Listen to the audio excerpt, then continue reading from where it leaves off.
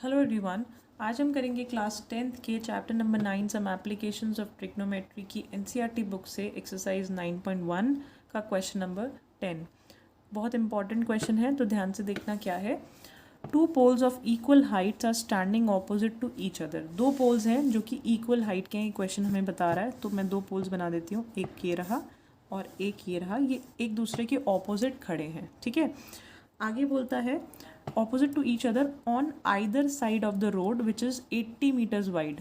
Either side का मतलब है एक इस तरफ है और एक इस तरफ है, रोड के दोनों साइड है। आइदर साइड मीन्स दोनों तरफ। जो रोड है उसकी जो है डिस्टेंस दिया हुआ है वो आपका 80 मीटर वाइड है, यानी 80 मीटर चौड़ा ये आपका रोड है। पोल्स की हाइट इक्वल है। आगे देखते हैं। From a point between them on the road, इस रोड के ऊपर इन दोनों के बीच में, टावर्स के बीच में एक पॉइंट है। अब ये पॉइंट जो है ज़रूरी नहीं है मिड में है, ऐसा कुछ यहाँ क्वेश्चन में मेंशन नहीं किया हुआ है। तो हम कहीं पे भी एक पॉइंट लगा लेंगे जो कि मिड में नहीं है। मिडल में मत लेना, नहीं तो कंफ्यूज हो जाओगे, ठीक है। From a point between them on the road the angle of elevation of the top of the poles are 60 and 30। तो भाई पोल्स के ऊपर ऐसे टॉप पे एंगल ऑफ एलिवेशन बन रहा है। अब एक एंगल जो है 30 है, एक 60 है। अब कौन सा 30 कौन सा 60, ध्यान रखना। जो भी एंगल इस टावर के पास बनेगा वो एंगल बड़ा होगा। अब जितना ज़्यादा हम ऑब्जेक्ट को पास लाएंगे वो उतना एंगल बड़ा, एलिवेशन का एंगल जो है उतना बढ़ता जाएगा। और जितना ऑब्जेक्ट को दूर करेंगे उतना एंगल ऑफ एलिवेशन कम होता जाएगा।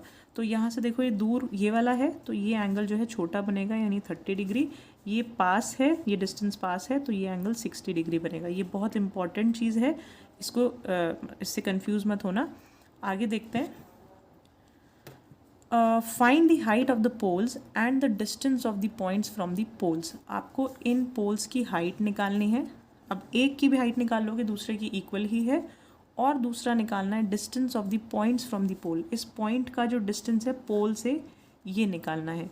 तो मान लेते हैं अगर एक डिस्टेंस x है, मान लेते हैं ये वाला डिस्टेंस जो है वो x है, ये वाला पार्ट, ठीक है। तो ये जो पार्ट होगा वो 80 माइनस एक्स होगा।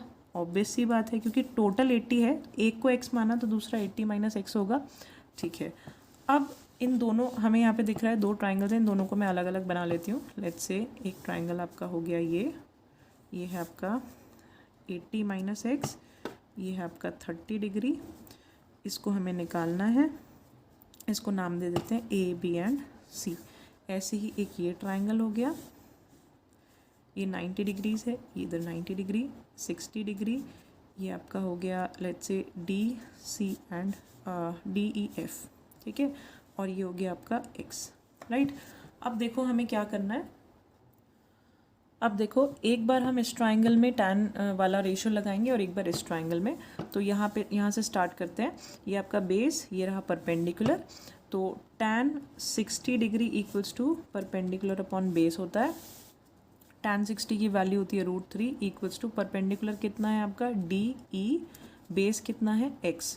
तो ये x उधर जाएगा तो क्या हो जाएगा √3x equals to D E. यहाँ से आपकी डी ई की वैल्यू आ गई है, इसको अभी यहीं पे छोड़ेंगे। अब इस साइड देखते हैं।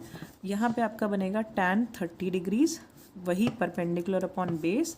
टैन 30 होता है 1/√3। परपेंडिकुलर क्या है यहाँ पे ए बी है, तो ए बी अपॉन बेस क्या है 80 माइनस एक्स, ठीक है। बेस यानी कि ये कितना है 80 माइनस एक्स। अब ध्यान से देखो, हमें क्वेश्चन में दिया हुआ था कि टावर्स की जो लेंथ है, यानी कि ये जो हाइट है, सॉरी, ये दोनों इक्वल हैं। तो डी ई और ए बी बराबर हैं। तो यहाँ पे मैं डी ई की वैल्यू पुट कर सकती हूँ। ए बी की जगह पर मैं इस डी ई की वैल्यू लिख सकती हूँ, क्योंकि दोनों तो सेम ही है। अगर डी ही √3 बाई एक्स है तो ए बी भी तो सेम ही है। तो 1/√3 equals to √3x upon 80 minus x.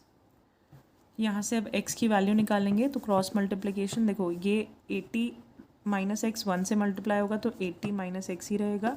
और √3x √3 से मल्टीप्लाई होगा तो √3x इंटू √3 कितना हो जाएगा, √3 इंटू √3 3 हो जाएगा। तो 80 minus x equals to 3x, √3 into √3 3 हो गया और ये x आ गया। अब x को उधर भेज दो तो 80 equals to 3x plus x, तो 80 equals to 4x, 80 upon 4 equals to x। तो यहाँ पे आ जाएगा आपका 20 इक्वल्स टू x। तो x क्या लिया था हमने, x हमने लिया था देखो ये वाला डिस्टेंस, यानी जो ये पॉइंट था वो अपने टावर से जो है x मीटर्स दूर था, यानी कि 20 मीटर दूर था। अब ये 20 मीटर्स है तो ये कितना हो जाएगा साइड, ये टोटल 80 है, तो 80 में से 20 माइनस कर दो तो ये 60 हो जाएगी। तो आपका डिस्टेंस तो आ गया है इस पॉइंट का दोनों टावर से, ये 20 मीटर और ये 60 मीटर। अब क्या निकालना है, सिर्फ हाइट ऑफ द टावर निकालनी है। तो देखो यहाँ पे D height of the tower थी, तो √3 की वैल्यू अभी अभी निकाली हमने 20 इक्वल्स टू DE, तो आपका आंसर आ गया 20√3 आपकी हाइट ऑफ द टावर है DE। ठीक है, इसको यूनिट ज़रूर लिखना मीटर्स। आई होप ये क्वेश्चन आपको समझ आया होगा।